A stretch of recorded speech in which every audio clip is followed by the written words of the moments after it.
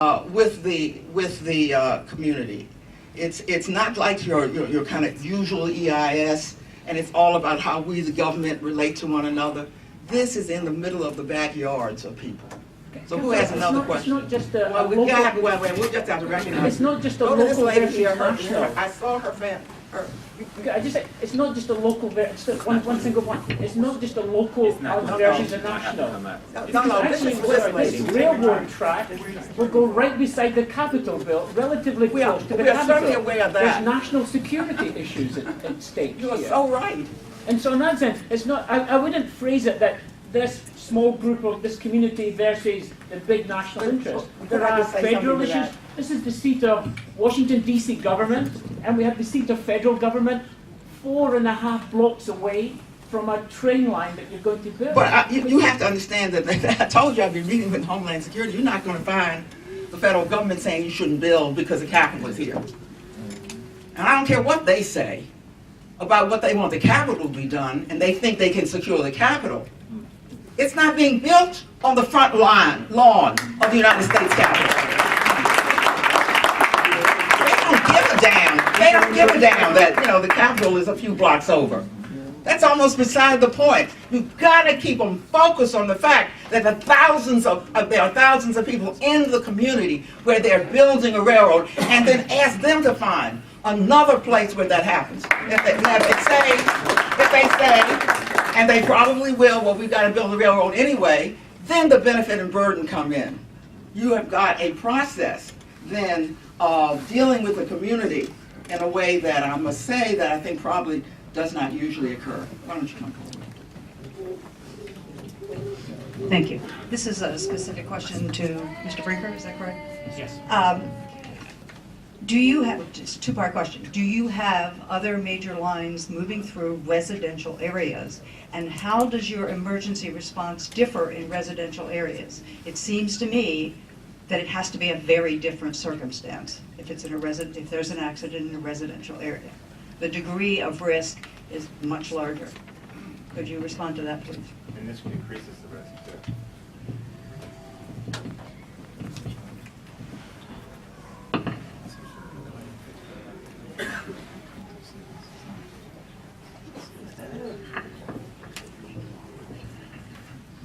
Okay, CSX does operate through many urban communities throughout our entire system. Yes. Residential communities. It's usually where the railroad yards are, not in the middle of the neighborhood, sir. Yeah. Actually, I could speak. I lived in one when I was stationed in West Virginia. Our subdivision was right along the railroad tracks, the main line.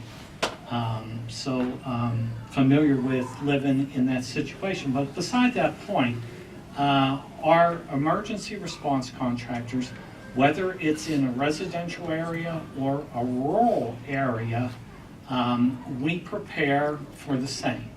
We have training that is required for our contractors to be able to respond to a residential situation, to understand the risks that are associated with that, and also in a rural setting such as a farmland.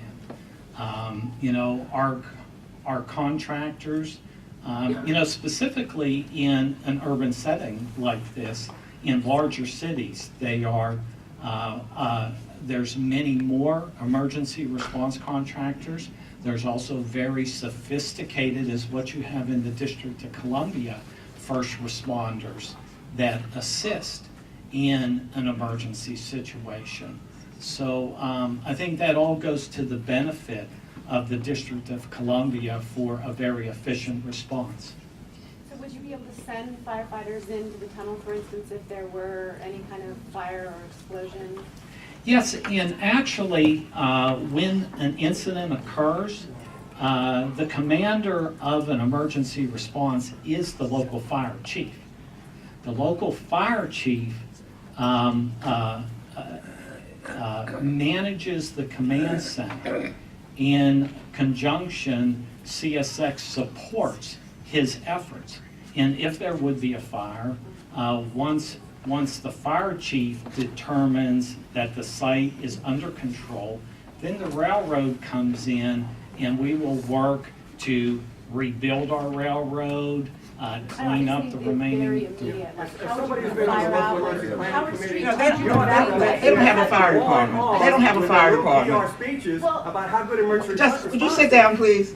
We're gonna recognize I mean, people. like, I'm Wait, sorry. wait, just a moment. Frager's, They don't like, have, a hardware store, they this is can gonna be, put out this is fire. gonna be on our fire department, so let's face that here. Yeah, I know. That's gonna be I'm on not our saying fire they department. should. Right. I'm asking if it's When the possible. fire at Frager's burned, when Frager's hardware burned down, firefighters did not go into that building because there were a few cans of kerosene.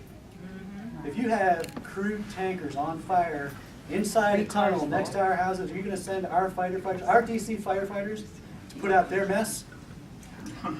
If they didn't go in for Fragrance, they're not gonna That's go in kinda here. what I meant. Let's have some. No, that's the point though. That is the point. The point is that the community has to assume you'll forgive them, the worst case scenario, because that's what usually happens. So the whole thing could blow up. And therefore, one has to ask, what do you do then? We don't want to just hear from people in the front. Yes, my name is Thomas Red. I'm a Washingtonian of a third generation. My parents and grandparents grew up in this area here when it was industrial, just industrial. My question is to Mr. Flippin. I heard you state that that CSX wanted to expand as far as like adding a second rail. And my point is, what was the intent when you all built the train where you couldn't get to do the double rail? I mean, had the law been passed that you only could use one rail at that time, and now that, you know, it's been so long, you decide that you want to build a second rail because it's more expensive and you can make more money for you all?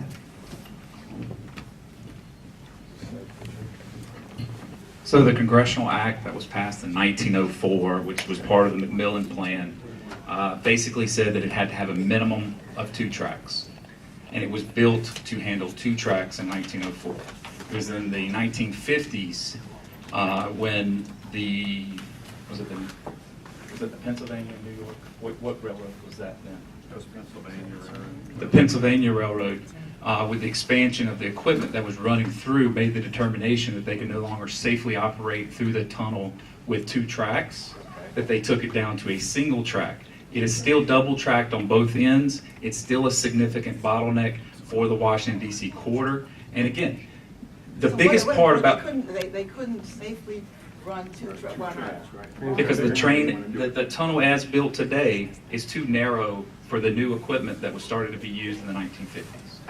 So they built these 8.5 thick walls. Your train width has expanded, and so to put 2 trains in the same tunnel with the new equipment, you're taking a greater chance of a derailment or some type of accident inside the tunnel. So they decided. the double track? Tell them why you need the double track, the double stack. Well, the double stack is the last part of it. So the first part of it is that this is a tunnel that's near the end of its useful life. So we are having to maintain it more and more and more often, which means it is getting closer to failure. And that's not anything that we want, and it's nothing that the community wants. So at some point, this tunnel has to be replaced. Didn't you renovate it though in the 80s, 1985? No, in 1985, they had a part of the ceiling collapse. It was a 300-foot section between 4th and 5th Street that collapsed. So during emergency procedures, they ended up having to replace about 600 feet of the tunnel to restore commerce. And that's the same thing that could happen here. If we have anything that deems that the tunnel is unsafe, then we have to go through emergency procedures, which means we're out there 24 hours, 7 days a week doing unplanned construction to repair and bring the tunnel back up to where trains can operate through it again.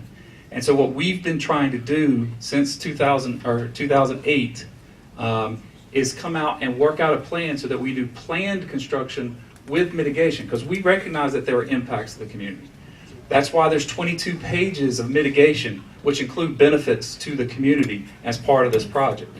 And so that's where this is going. Yes, it did go down to a single track in the 50s, but it's looking to be restored back to the double track to eliminate that bottleneck that currently exists for regular traffic that's moving through there.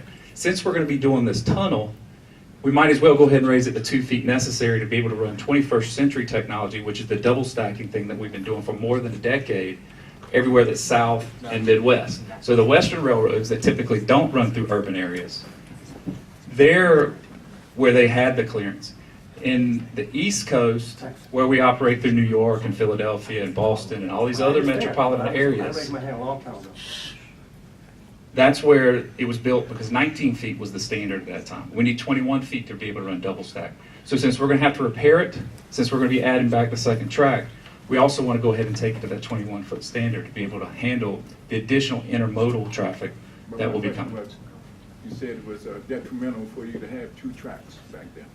So why is it now so convenient for you to have 2 tracks now? No, it wasn't detrimental to have 2 tracks. It was the equipment expanded, and without replacing the tunnel, they decided to go to a single track.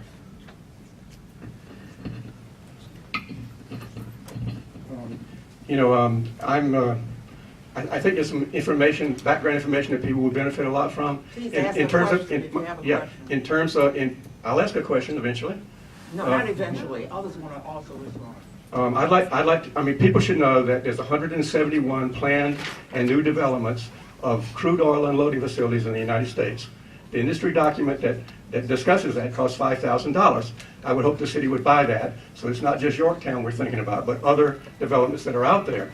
Secondly, I'd like to ask CSX, recently the NTSB had said that they made 3 very big safety recommendations about rerouting crude oil trains around major cities. All over this continent, people are very concerned about that.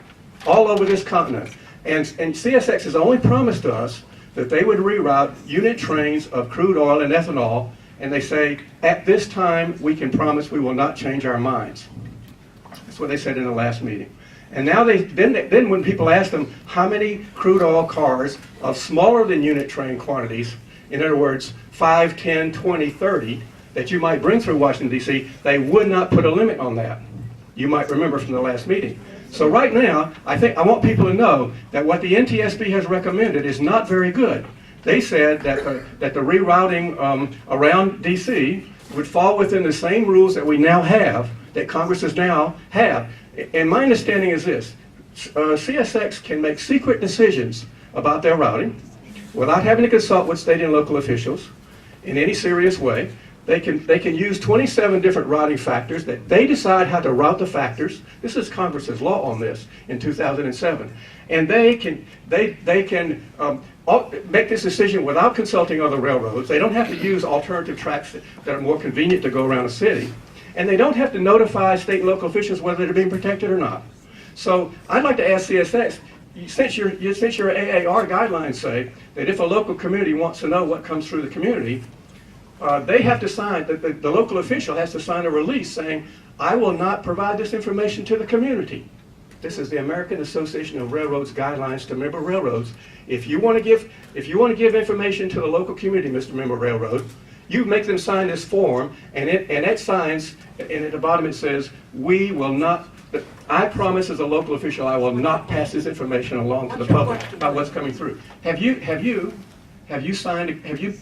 basically been demanding that local officials in Washington, D.C. and in other major cities sign a form promising not to give information to the public about what is coming through their community?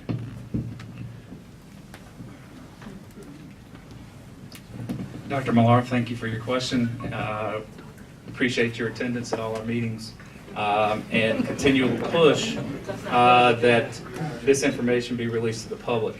As we've said during numerous occasions, we do share the information of what moves through the city with the DC Hazmat and DC Department of Homeland Security. This is a yes or no question. And we do share it with them. Yes, we share the information with them. We have a meeting on the 29th, which will allow the DC Department of Homeland Security access to real-time access of everything that travels on our trains. And again, they agree that this information should not be made public, And it's not information to be shared with the public. There's lots of threats that can go into when this type of information is released to the public. This is where I will be having discussions with Homeland Security. It's certainly true that information on not hazmat, we want information on what's going through D.C. And we're trying to make sure that what's going through D.C. is not incendiary. But it is certainly true that Homeland Security does not allow information about what's all that's in that trains, because that is something that I had, and I indicated this at the last meeting, that when we had the great, huge controversy about hazmat trains going through the district, I could not get any information, and Homeland Security would not give it to me. So our concern is, are the trains running to D.C.? Now, who have we not heard?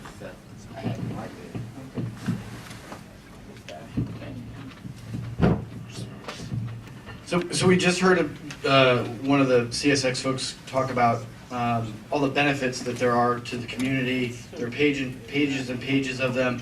If they could highlight those, I think we would all appreciate that. I would like to distinguish between a mitigation and a benefit. A mitigation returns things to the way they were before, and a benefit is something new. So I think we've had a number of folks, the Councilman Wells, the Congresswoman, raise a lot of concerns. My vote would be to completely scrap the DEIS and move forward in that way, because it's totally deficient. But I'd love to hear all these benefits that we're going to accumulate from this project.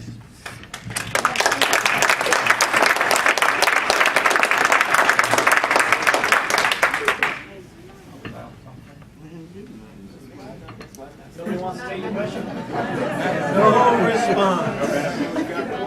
Everybody's dumbfounded.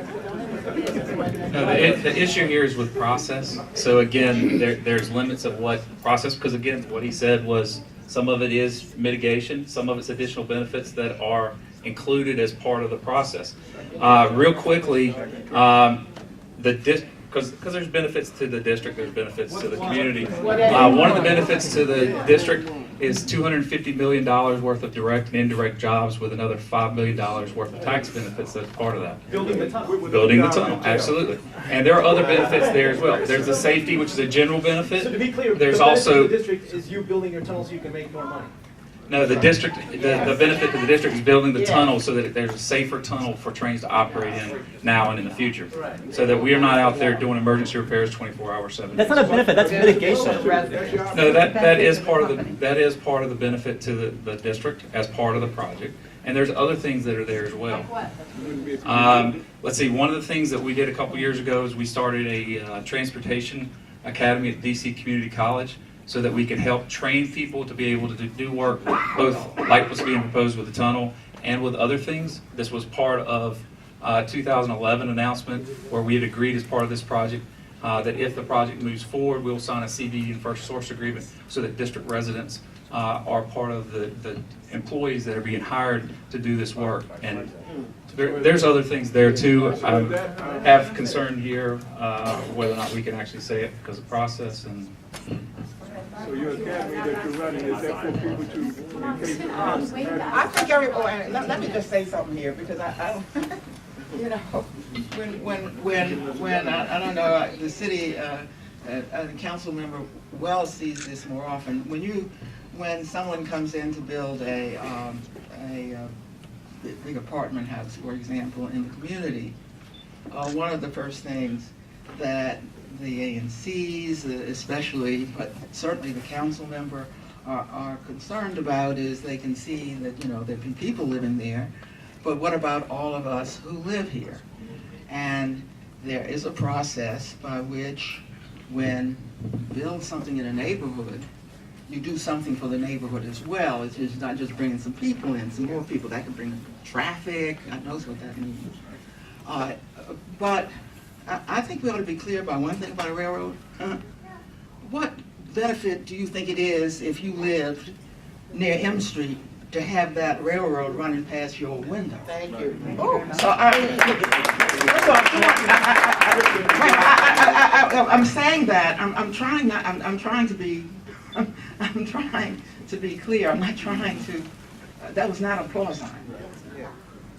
That was to say that in a big country, there will be roads and there will be trains that go through your neighborhood that do not benefit your neighborhood. So I want to be clear here that a railroad running through any community is part of a national transportation system for the benefit of the entire country, out of which come some benefits in some ways to the rest of us.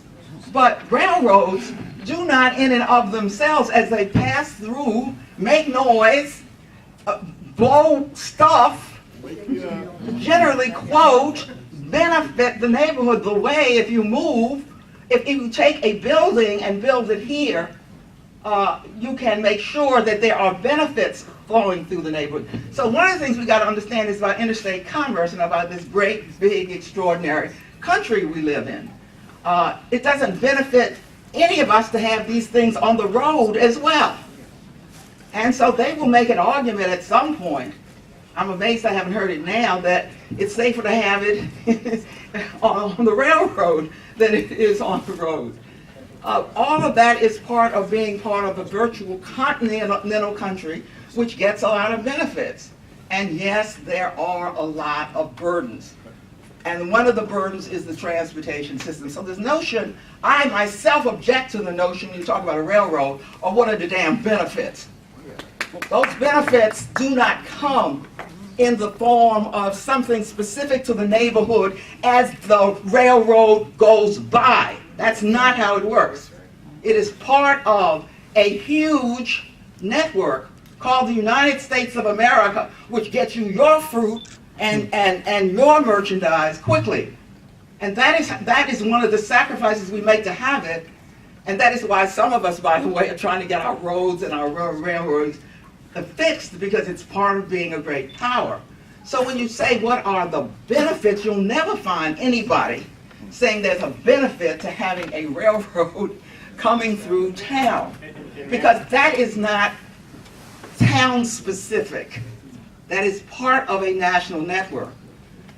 That is why not having the EPA here is a great problem, because they don't so much talk about mitigations. They talk about what you have to do if in fact you are coming all along the way and all the time. And they make no, this false distinction, as if a railroad has to come up with a benefit in order to get through your piece of the territory called the United States of America. You better put that out of your head right now. That is not how it works. How it works is if you are going through my territory, how do you make sure that at the time you're going through, I do not incur undue detriments from the fact that you're going through here. I regard what is happening in the District of Columbia as unique. I haven't been able to find anything quite like it. And I think they will be hard pressed to do anything but come up with unique ways if they proceed to see to it that this community is not, as a result, suffering for it. Now, let's go to the people we have. And ma'am, just to be clear. We've heard from you. I want to hear from as many people as I can. My name is Emily Jackson, and I live in 900 Fifth Street, Southeast. My apartment is right on Virginia Avenue. When they redid 95, now have all the ambulances and additional traffic coming down past off of 6th Street ramp past my window. I have to sleep with earplugs in because I have to have my windows open to get fresh air. If not, it wakes me up to dry air. So with this train coming through past my window, it's not benefiting me and the rest of the residents at 900 Fifth Street Southeast, the senior citizen building, at all. And I don't, I've been against this thing. The question is, what should CSX be doing to see to it that you can sleep Don't build it. Reroute. Reroute it. That's what you can do to make sure that I and the rest of the residents and the neighbors here have peace of mind at night. Because that thing rumbling past my door, my window, 24 hours is ridiculous. Okay, let me just ask the question. Just a moment, let's ask the question. With CSX, again, you know, none of this should be demagogic, people. That's the question, let's get an answer. Let's ask CSX, let's ask CSX why rerouting is not the thing to do. Everybody happy. They get it and we get it. Win-win. I'm Chip Dobson from CSX. The rerouting question has come up numerous times. It has been addressed in the DEIS. I will give you, and I understand to some people's satisfaction, it has not been addressed completely and entirely. It went through a very thorough vetting of several different iterations on rerouting. And that included not just looking for one place to reroute, but looking at the combination of things that could possibly accommodate rerouting.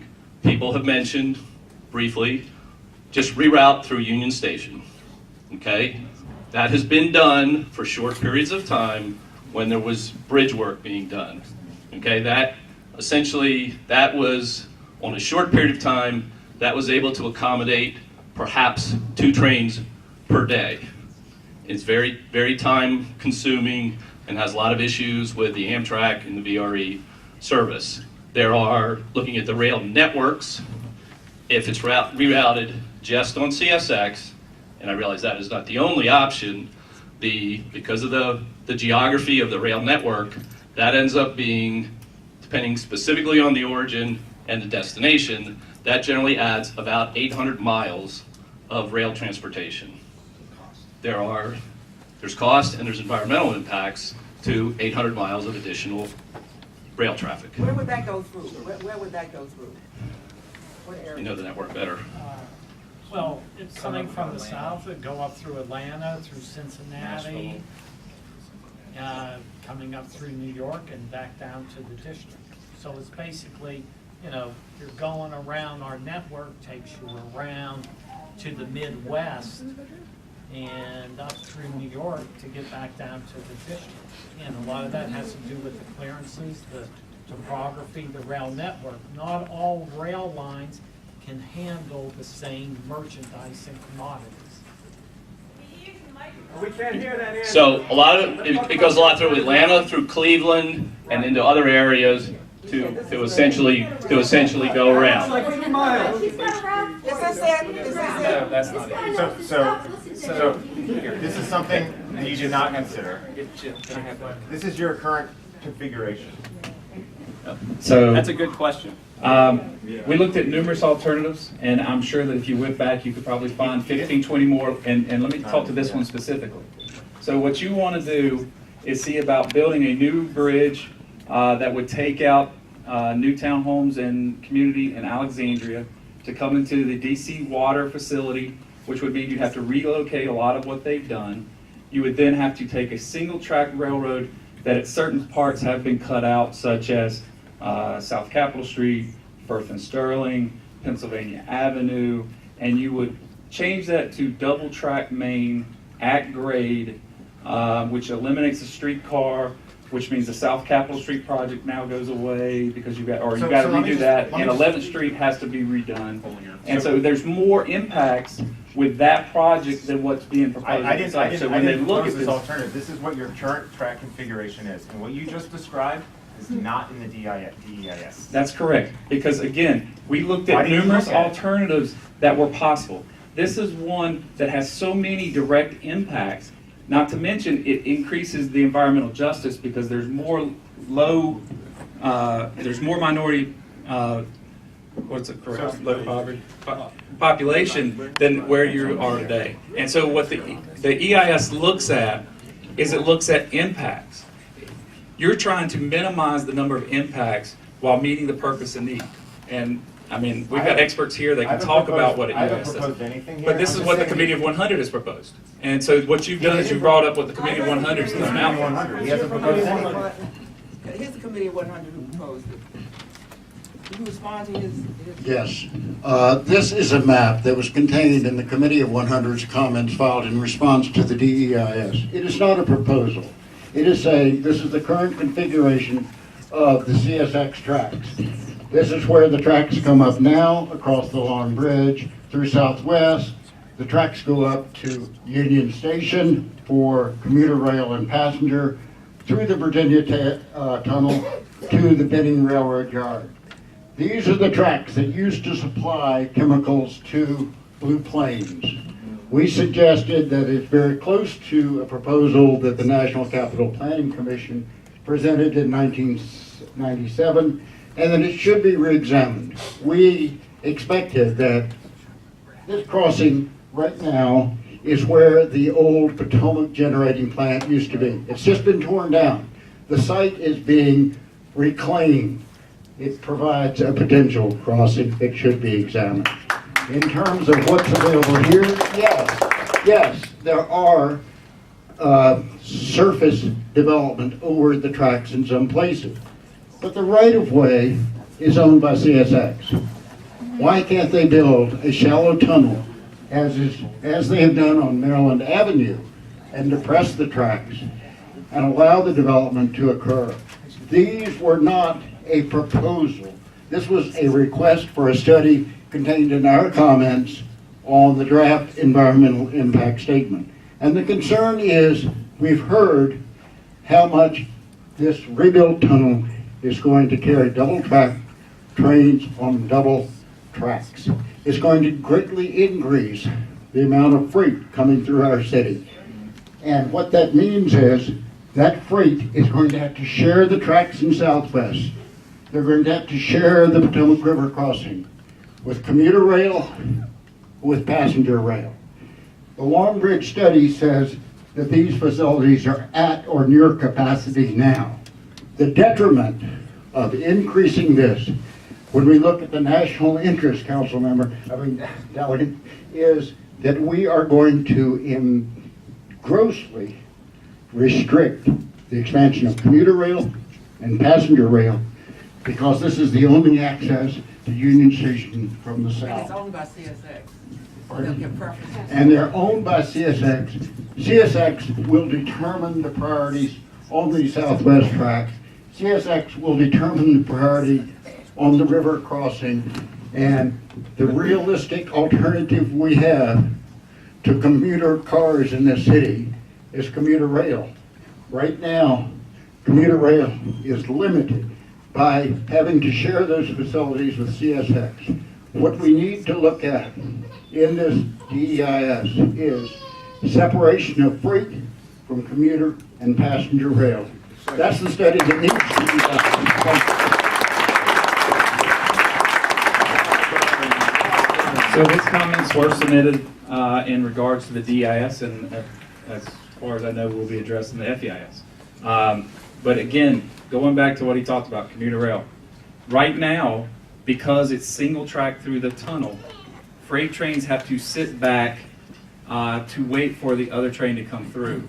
The district is looking at a study of whether or not they will replace or add either one lane or two lanes to a new bridge across the Potomac as part of the Long Bridge project.